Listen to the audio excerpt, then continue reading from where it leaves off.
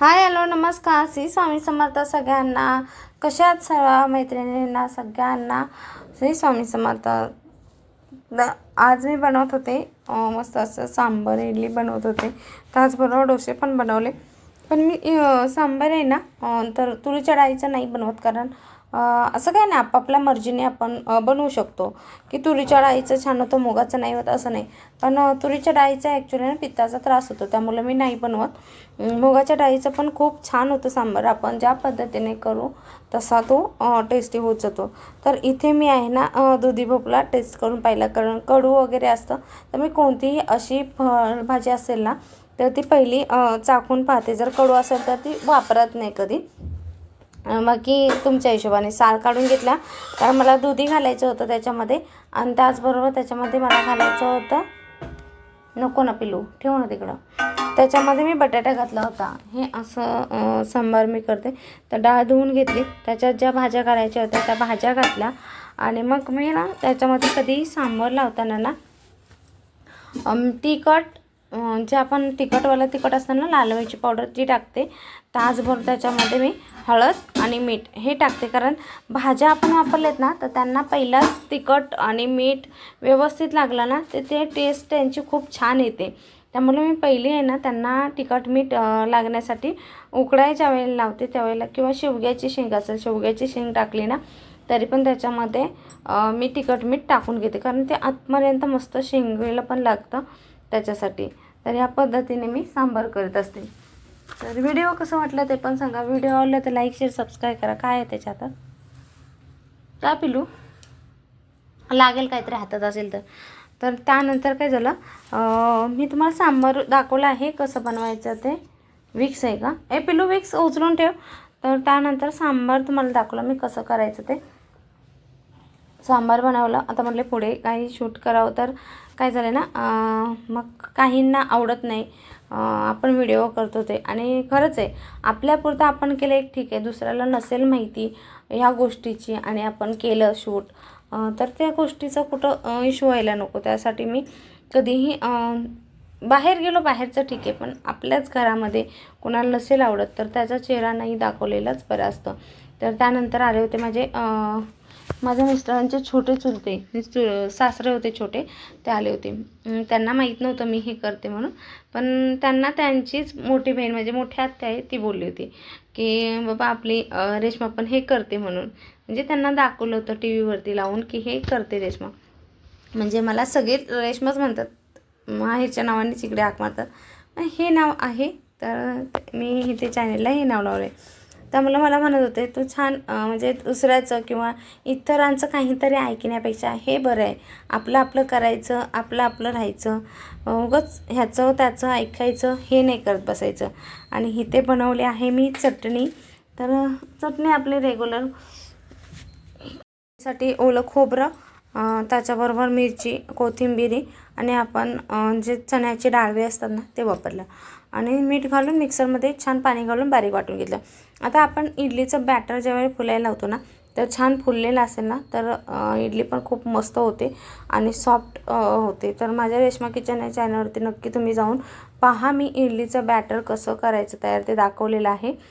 तर हे आहे जे बॅटर आहे, जेवढं लागेल तेवढंच मी घेत असते आणि तेवढंच लावून घेत असते, कारण जास्तीचं घेऊन असं बाजूला काढून ठेवत नसते. तर इथं कुकर पण झालेलं आहे. कुकरला सांबार लावलं होतं मी डाळ शिजायला. त्याचबरोबर सांबारसाठी इथे लागणारा कांदा टोमॅटो वगैरे चिरून ठेवलं होतं. आणि पहा किती मस्त अशी इडली फुललेली. आपण 5 ते 10 मिनटं पण लागत नाही. आपण मस्त असं पाणी गरम करून घेतलं असलं ना पटकीने इडली आपली तयार होते.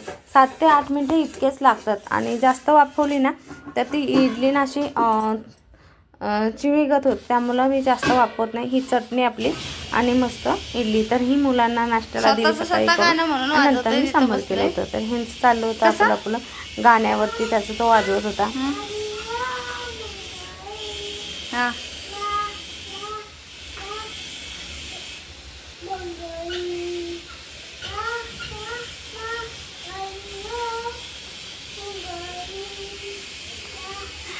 घरात असली नाही की अख्ख्या घरात पसारा असते. हे बघा गोदड्या झोपायचं आहे म्हटली, अंगावर घेतली गॅलरीत. तर ते नको त्यांना.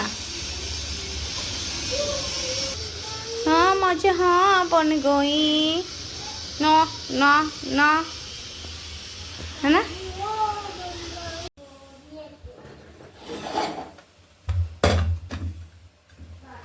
मी ना सांबारला तुरीची डाळ शक्यतो नाही घालत. मुगाची डाळ वापरते. मस्त अशी शिजली 5 शिट्ट्यामध्ये. कारण तिखट मीठ आपण हळद एकत्र वापरलं होतं त्यामुळे छान शिजले.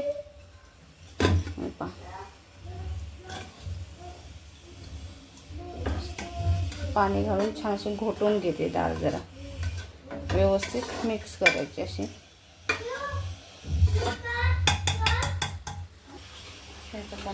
सांबर मुलांचा तसा नाश्ता झालेला आहे त्यामुळे आता निवांत बनवते जरा.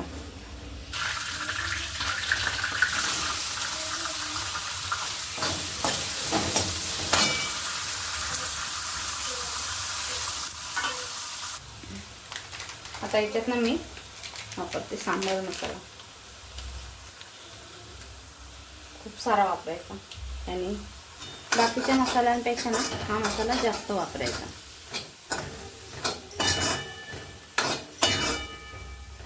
कधी पण सांबार करताना. मिरची पावडर मी याच्यात टाकली होती, हळद पण टाकली होती. त्यामुळं काय आहे ना, मला वाटलं तर टाकणार मिरची पावडर, नाही तर नाही टाकणार. कारण डाळ शिजताना मी मिरची पावडर आणि हळद वापरली होती. तर आपण टेस्ट पाहिजे. थोडी मिरची पावडर वापरली आणि ते आपण मीठ वापरायचं आहे. डाळीला मी वापरले. आपण सांबार किती बनवणार ना त्या हिशोबाने मीठ वापरायचं. थोडासा गरम मसाला छानपैकी करून घ्यायचे. छान असं आपला सांबारची फोडणी तयार आहे. त्याच्यामध्ये आपण जी डाळ शिजवून घेतली ना घालून घ्यायची.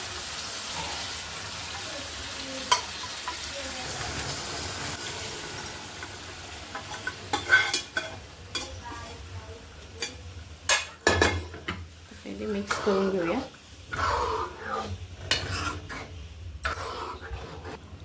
तर मस्त अशी उकळी काढून घ्यायची. तुम्हाला पातळ घट्ट ज्या पद्धतीने इथे सांबार हवा त्या पद्धतीने तुम्ही ठेवून द्यायचं. इथे मी काश्मीरी मिरचीचा वापर करीत नाही, तर तुम्हाला असेल तुम्ही इथे करू शकता.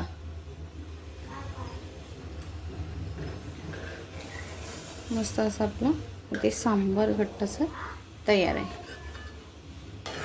तर थोडीशी उकळी काढून घ्यायची एक मस्त अशी दणकून. असेल तर तुम्ही कोथिंबीर टाकू शकता, नाही टाकली तरी चालते.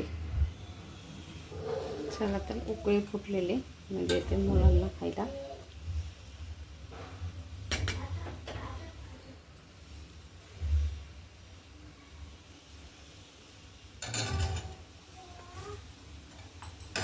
त्याला एक उकळी छान येईल तो